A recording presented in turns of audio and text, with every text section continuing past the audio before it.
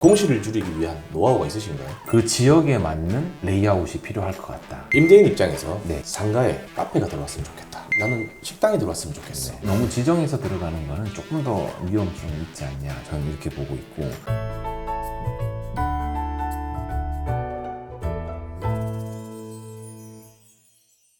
또 대표님이 생각하는 것 중에서는 시공할 때 이런 것들은 좀 주의해야 되지 않냐, 또 이런 부분들은 우리가 좀 고려해야 되지 않냐, 이런 것들이 있으면 한번 소개해 주시면은. 우리는 디자인에 재료가 많지 않아야 되고 그리고 혹시나 다른 재료가 들어간다고 하면은 한 재료하고 이제 보여지는데 어색함이 없도록 그렇죠. 그리고 완결성이 있는 디자인을 원하는데 그렇죠. 자, 시공 단계에서 가스 배관 어디로 인입해라, 우수 배관 어디로 빼라에 대해서 설계사가 이제 정해준 대로 간다라고 하면은 물론 좋은 결과가 나올 수도 있지만 현장에서 이제 그거를 정확하게 파악하지 못한다고 하면은 사실은 이런 식의 문제가 나올 수가 있죠. 전면부인데 가스 배관이 건물을 가로로 가로질러서 갔고 위로도 올라갔고 우수관도 보면은 일자로 내려와야 되는데 이렇게 한 번 꺾이고 두 번 꺾이면은 빗소리가 딱 아시잖아요. 요 2층에 사시는 분들은 엄청 좀 시끄럽게. 스트레스예요.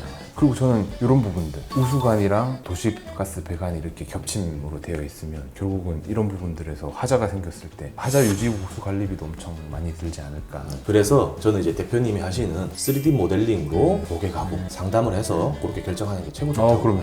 그런 부분들의 이슈들을 이제 물론 저도 과거에는 겪었었고 그런 사례들도 주위에서 많이 들어서 저희가 지금 하고 있는 3D 모델링으로 시공을 하기 전에 이렇게 한번 다 먼저 시뮬레이션을 다 한번 해보는 거죠. 자, 예를 들면은 지금도 이렇게 우수관들을 저희가 이렇게 다 그려놨는데 네. 우수관이 나오려면은 빗물이 가장 낮은 곳으로 흐르는 쪽으로 경사각도를 만들어 놓고 거기서 수직 배관을 만들어서 빗물을 처리를 할 건데 네. 이렇게 하다가 보면 결국은 에어컨 배관도 이 사이에 지나가야 될 수도 있고 네. 그 에어컨 배관은 눈에 노출이 되어서 보이는 경우도 있지만 안에 매립될 수도 있는 경우도 있을 거고 또 마찬가지로 도시가스 부분은 매립하기가 좀 현실적으로 좀 어렵다 보니 노출을 시켜야 되는데 그러면 아까 사진에서 봤던 것처럼 도시가스 지나가고 우수 배관이 또 지나가게 되는 이렇게 웃기는 결과들이 나오니까 그런 것들을 사전에 예방하기 위해서는 이렇게 모델링을 해봐야 된다라는 거죠. 저희는 이제 심지어 단열재를 붙이는 것도 이렇게 조각조각으로 붙이는 것들을 시뮬레이션을 해봄으로써 로스도 좀 줄이고 단열에 대한 부분 이런 부분들이 열교차점이 생길 거다, 또 이런 부분들이 결로 부분이 발생될 것 같다, 이런 것들까지 이 시뮬레이션을 통해서 예측을 먼저 해서 시공을 하는 게 훨씬 더 완성도를 높일 수 있지 않을까, 이런 생각들을 하고 있었어요. 착공 단계에서 완공까지의 시간이 얼마나 걸리나요? 보통 뭐 빨리 하시는 분들은 뭐 4개월 이야기도 하시고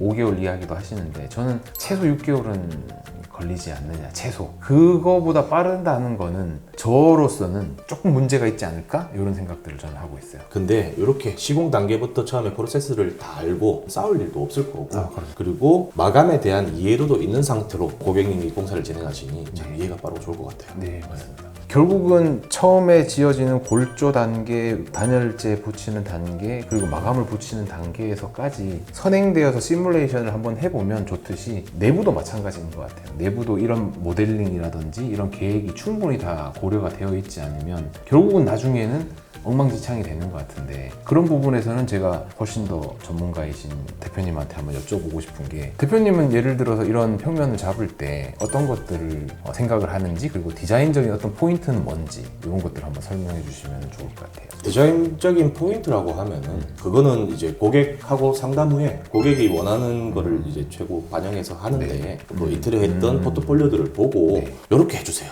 화장실은 이렇게 해주세요. 그렇게 하면 안 되고 제가 봤을 때 완결성 있게 디자인이 나와야 되는데 그걸 어떻게 고객하고 우리가 커뮤니케이션 할 것인가. 예관하고 똑같이 3D 도면입니다. 요즘 보시면은 인테리어 쇼에서 공부를 했거든요. 상위에. 그런 디자인들을 요새 많이 좋아하시잖아요. 그거를 계획 없이 건축하고 난 뒤에 디자인을 한다고 하면 흉내 내는 것밖에 안 돼요. 그리고 아파트에다가 이제 인쇼 스타일, 하이엔드 스타일을 적용하려고 하면은 절거, 설비 다시 해야 돼. 그리고 기초공사라든지 그 비용이 엄청나단 말이죠. 근데 건축 단계에서 인테리어 내부 동선까지 계획이 다 됐고 설비, 전기까지 계획이 다 됐다고 하면은 아파트에 시공했을 시 300 이상 나오는 금액에서 얼마나 많이 줄까요? 세이브 되잖아요. 그리고 처음부터 계획 동선을 잡아놓으면은 훨씬 더 좋은 효과가 나올 수 있다는 거죠. 자, 대표님, 제일 중요한 게 수익성이 안 나면 안 된다. 공실을 줄이기 위한 노하우가 있으신가요? 저는 첫 번째 고려해야 될 것들이 그 지역에 맞는 레이아웃이 필요할 것 같다. 예를 들면 어떤 지역에는 3룸이 필요한 지역들이 있을 거고 또 어떤 지역에는 2룸이나 1룸이 더 선호도가 높은 지역들도 있을 거라고 보는데 그 지역의 특성에 맞는 것들을 가지고 먼저 우선적으로 레이아웃을 잡아야 될 것 같고 두 번째는 상가에 들어오는 임대차 분들도 고려를 해야 되는 부분이니까 그 지역에 맞는 상권이라든지 또 그 지역에 맞는 그 상권에 따른 설비라든지 또 디자인이라든지 레이아웃이라든지 이런 것들이 선반영이 되어야 될 것 같아요. 그래서 그런 부분들은 좀 각자 지역에 맞게끔 이렇게 알아보시는 게 좋을 것 같아요. 임대인 입장에서 네. 상가에 카페가 들어왔으면 좋겠다. 나는 식당이 들어왔으면 좋겠어. 그것까지 계획해서 할 수 있다는 말씀이시죠? 그렇죠, 그렇죠. 뭐 가능하면은 물론 요즘은 카페가 워낙 많기도 많고 1층에 뭐 들어오면 좋겠어요라고 물어보면 거의 뭐 한 80%가 뭐 카페, 예쁜 디자인이 되는 그런 가게가 들어왔으면 좋겠다라고 말씀들을 하시는데 이제 그 부분에서 조금 벗어나야 되지 않을까. 어쨌든 이거는 상가주택은 수익성을 기반을 둔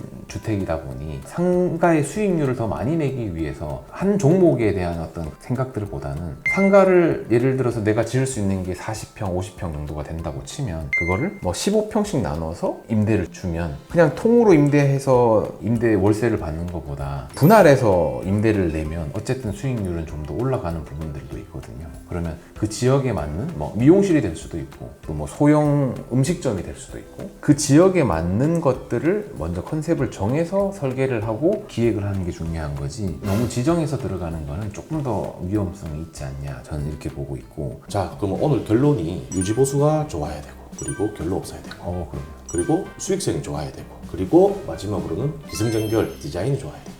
그렇죠. 맞나요? 네.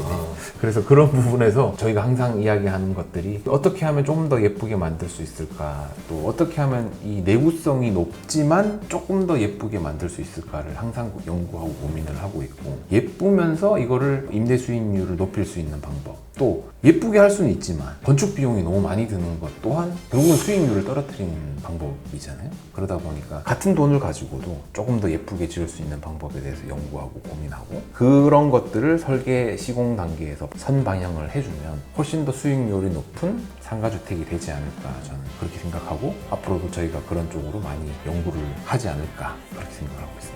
오늘은 이제 이쯤에서 마무리하도록 하고요. 좀 정보가 부족하실 수도 있어요. 저희가 사실 유튜브 한 지가 그렇죠. 초보 초보잖아요. 유튜버. 그래서 우리가 좀 버벅거리기도 했는데 혹시나 보시는 분들이 더 궁금하신 게 있다라고 하시면은 댓글로 남겨주시면 좀 그거에 대해서 궁금증을 해소해 드릴 수 있도록 자료도 좋을 거고 또 이렇게 우리가 정보를 드릴 수 있으면 더 좋을 거고. 그럼요. 그렇게 좀 하도록 맞습니다. 하시죠. 네. 그러면은 여기서 마무리하시고 인사드립니다. 감사합니다. 네, 감사합니다.